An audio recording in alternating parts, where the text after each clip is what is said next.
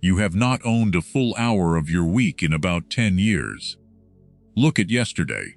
Could anybody have taken your best block off you with one message? They could. And a thing that one message can take was never yours. It was on loan, and you have been calling it ownership. Now let me be exact about what this video is, because there is a version of it that would waste your time and mine. This is not about being busy. Busy is a volume problem, and it has 100 solutions, and you have tried most of them. This is about who holds the right to decide, because your time is not being taken from you in blocks. It is being held as an option by a number of people, and an option is not a theft. It is the right to decide later, held by somebody who is not you. 4 claims, 4 separate options that other people currently hold on your hours, all of them granted by you, none of them ever discussed. And every one of them will look, when I describe it, like an ordinary feature of having a job. 4 claims, and I will name them now so you can hear them coming. The recurring, the open line, the unpriced future, the background. The 4th is the one that follows you home, and it is the only one with no owner you could point at. Stay to the end for that. One thing said clearly before we go on. This is behavior in history. I am not going to tell you how to run your diary, what to do about your employer, or what any arrangement you have should look like. I do not know your situation. What I am describing is a mechanism, and where you apply it is entirely yours. Machiavelli wrote a short chapter about how to hold a place that used to govern itself, and his conclusion was uncomfortable even by his standards. He said such a place is never really held from a distance. The memory of its own arrangements does not fade, it waits, and a ruler who sits far away and assumes the thing is settled will find out that it is not, usually at the moment he can least afford to. His practical answer was to go and live there, not to garrison it, not to administer it from elsewhere. To occupy it in person, so that trouble is seen while it is small, and the place is never available for anybody else to move into. That is the whole of this video, and it applies to an hour exactly as it applies to a province. A territory you do not occupy will be occupied by somebody else. And an unoccupied hour is not neutral, it is available. 4 words in the comments before we start. I occupy the hour, type it, and then keep it, because in about 20 minutes, you are going to see precisely which of your hours are standing empty with the door open. Here is the law running under all 4 claims.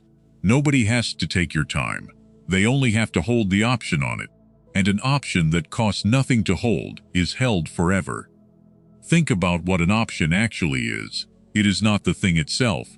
It is the right to decide about the thing later, at no cost, while somebody else carries the uncertainty. Whoever holds it gives up nothing by keeping it, and gives up something real by releasing it. Now look at your week through that. The colleague who might need you Thursday has an option on Thursday. He has not used it, he may never use it, but you cannot fully commit Thursday to anything else, which means Thursday is already spent, whether he calls or not. That is the part men miss entirely. The cost is not the interruptions. The cost is every hour you could not commit because somebody might. And nobody involved thinks they are doing anything. They would be genuinely surprised to hear it described this way, because from where they sit, they have not asked you for a single thing. Now, here is where I go against something almost everybody accepts, and I want to state their case properly. The standard answer to all of this is time management. Block your calendar, prioritize, batch your work, protect deep hours, use the system that suits you. There are thousands of books, and the good ones are genuinely good. And I think it is the wrong tool, applied honestly, to a problem it was never built for.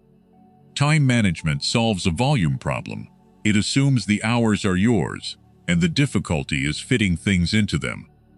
Under that assumption, better arrangement produces better results, and it does. But this is not a volume problem. You do not have too much to do. You have too many people holding options on when you do it.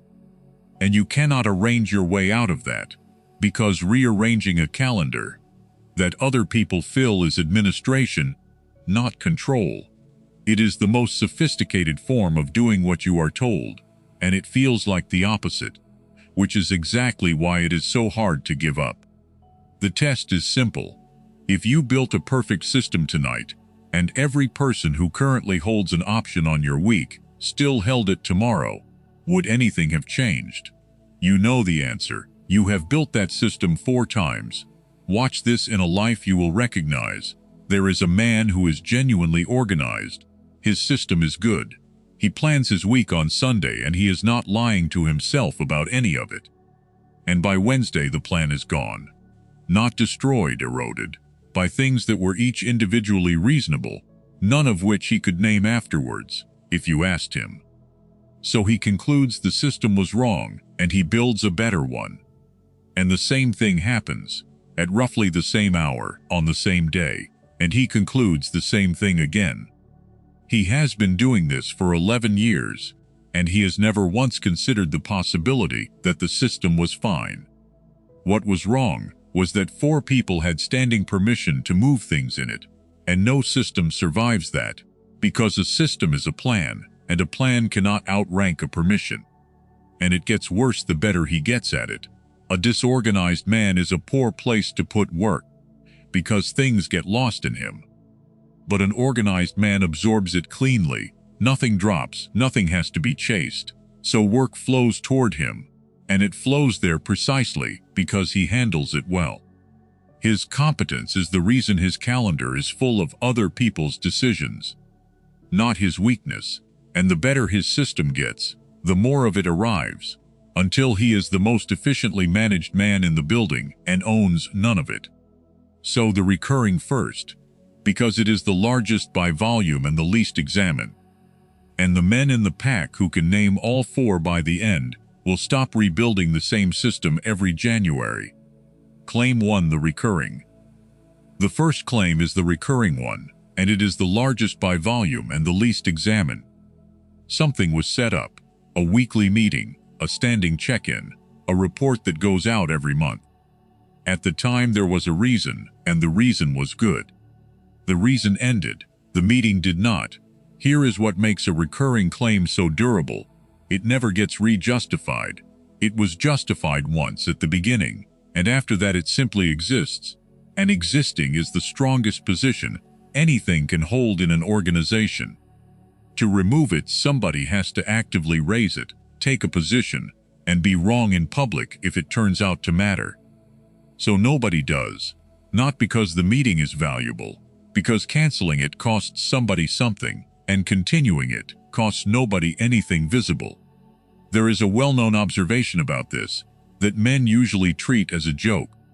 In 1955, a naval historian called Northcote Parkinson published a short piece in The Economist, stating that work expands to fill the time available for its completion. He was writing about the British civil service, and it was funny, and it was also completely serious. Look it up under Parkinson's law. The half people remember is about work expanding. The half that matters here is the mechanism underneath. An institution does not shed things. It accumulates them, and each accumulation is defended by the fact that removing it requires an act while keeping it requires nothing. Your recurring hours are that, not a decision anybody is making weekly, a decision made once, years ago that nobody has any reason to revisit. The move is one question asked once, in a flat and genuinely curious voice, about a single recurring thing. What is this for now? Not should we cancel this, just what is it for now? Half the time somebody will tell you, and it will be a real answer, and you can stop wondering. The other half, you will watch a room realize that nobody knows, and that realization does more than any argument you could have made. Nobody re-justifies it. One word before the second claim. How many recurring commitments are in your week that nobody has re-justified in the last year?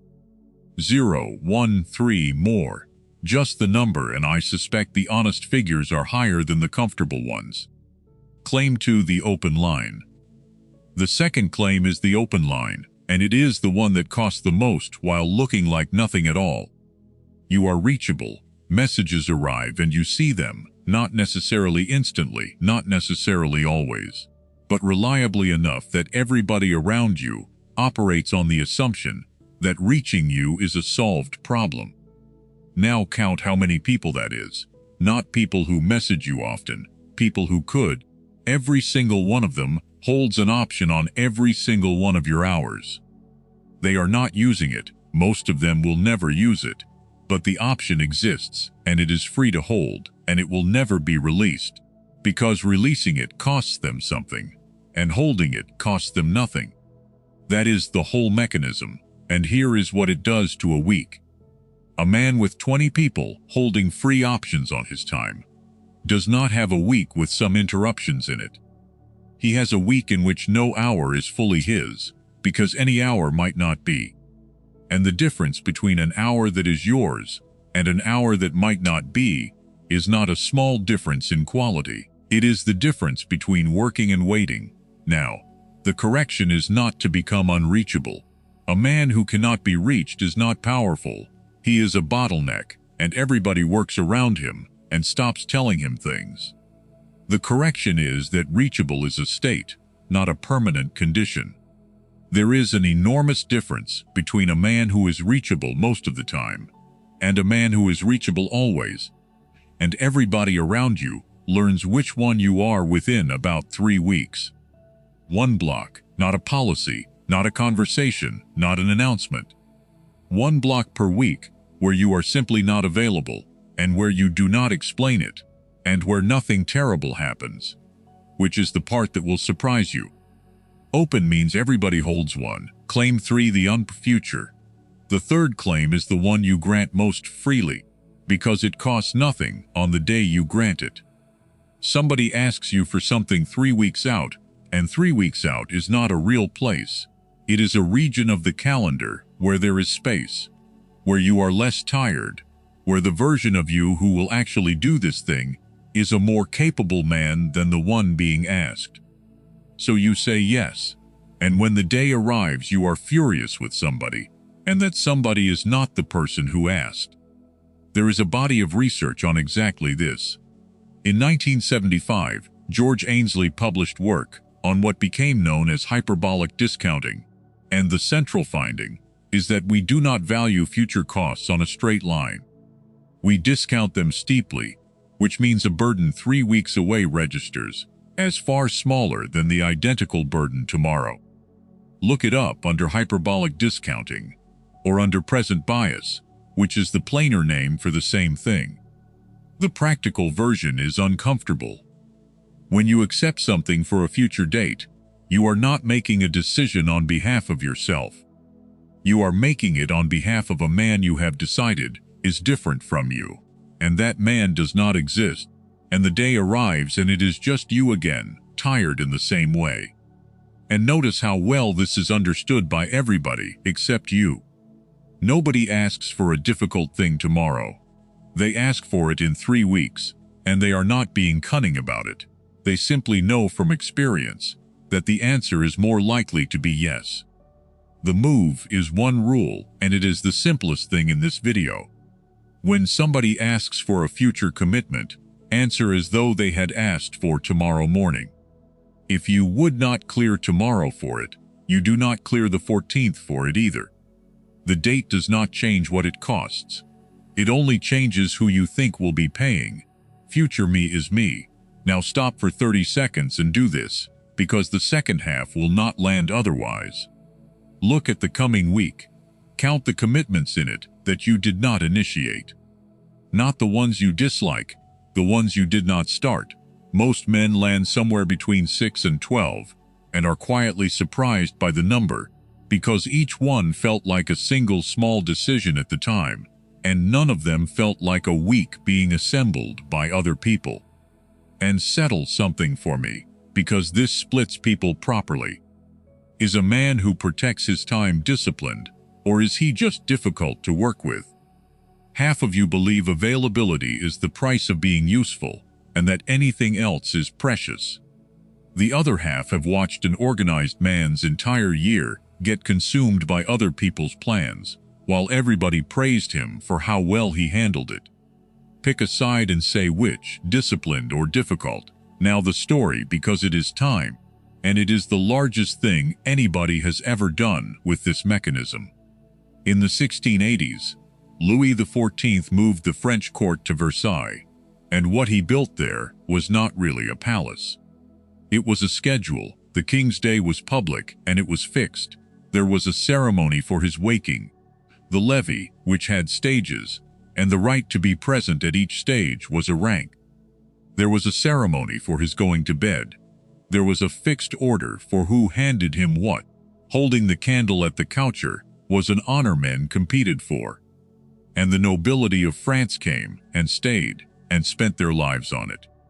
Now here is the part that matters, and it is not the extravagance. Ask what it cost them, not in money, though it cost them a great deal of that. Ask what it cost them in the thing they had actually held before. Those men had provinces, they had their own lands, their own tenants, their own local power, built up over centuries, and the whole of that power required them to be present in it. To be seen, to settle disputes, to be the man on the ground when something happened. At Versailles, they were not on the ground. They were 400 miles away, standing in a corridor, waiting for a door to open, and they were not compelled. That is the extraordinary part. They competed for it. A man who was not at court was nobody, and the way you were somebody was to be present at that ceremony, which meant being present every morning, which meant being nowhere else, permanently.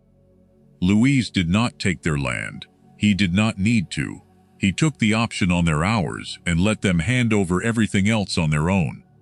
Now the sourcing, and this matters, much of the vivid detail comes from Saint Simon, a duke who lived at that court and hated a great deal of it, and who is a magnificent and thoroughly unreliable witness. Historians argue about how deliberate the design was and how much was ordinary court development.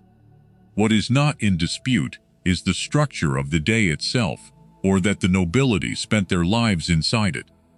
Look it up under the court of Versailles and the levee, and read the arguments about how intentional it was, because they are the interesting part. Claim for the Bacher, which brings us to the fourth claim, and it is the only one that follows you out of the building. The background claims is work you are doing in your head that nobody assigned and nobody is paying for.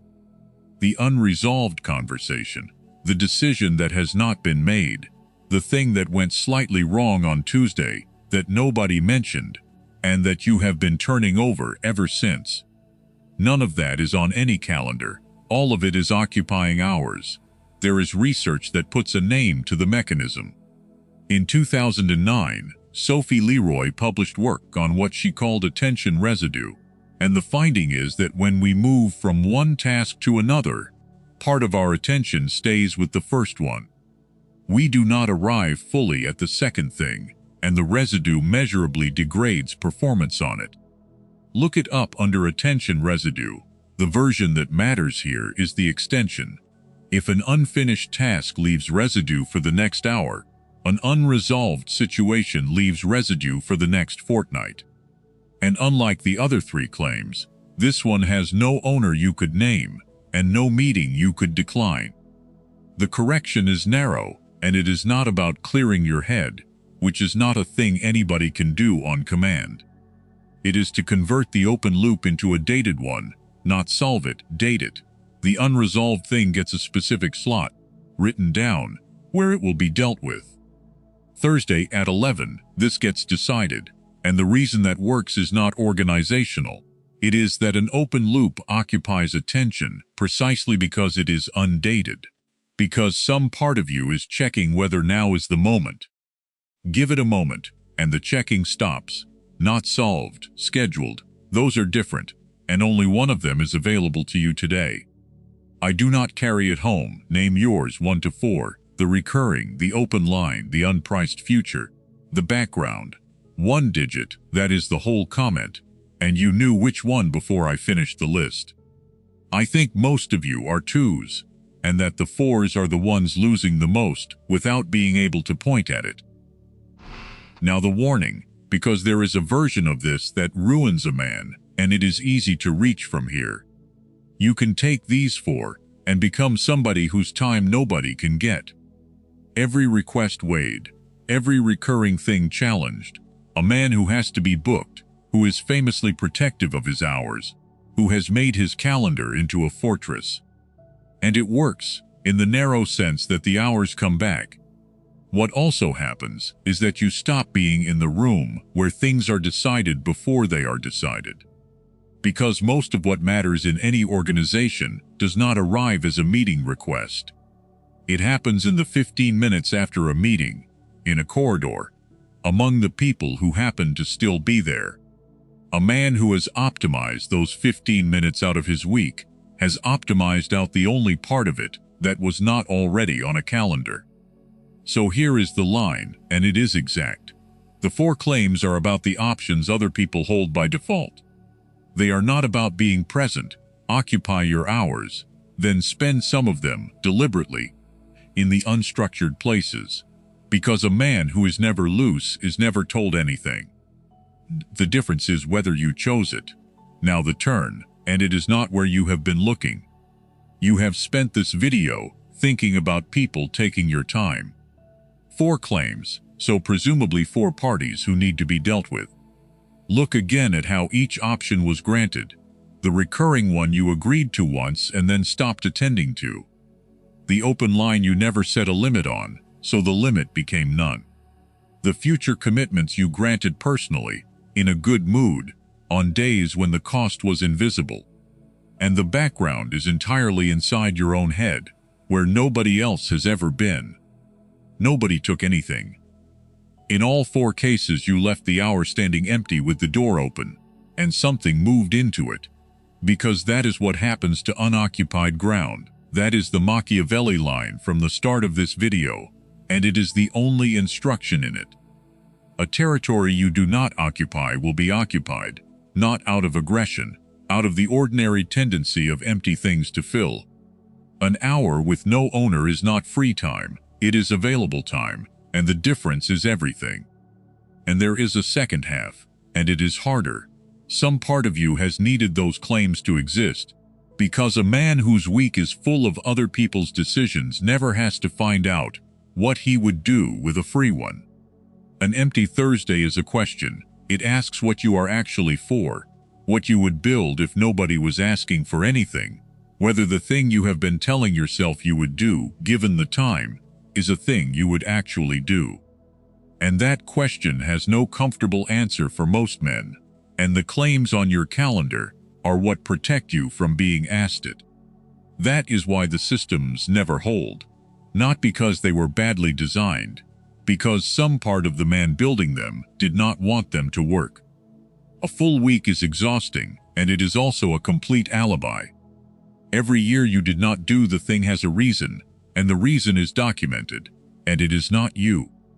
So there are 4 claims, the recurring, which was justified once, and has never been justified since, because existing is the strongest position anything can hold.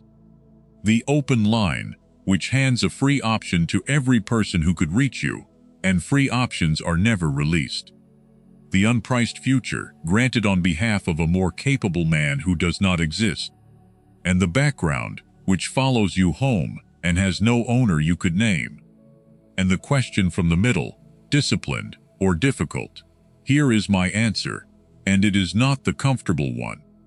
Usually difficult, and usually correctly so, a man who begins occupying his own hours will be experienced as more difficult, and the people experiencing him that way are not wrong, and they are not villains.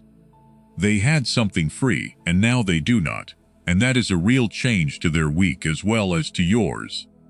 The mistake is expecting the change to be greeted as maturity. It will not be.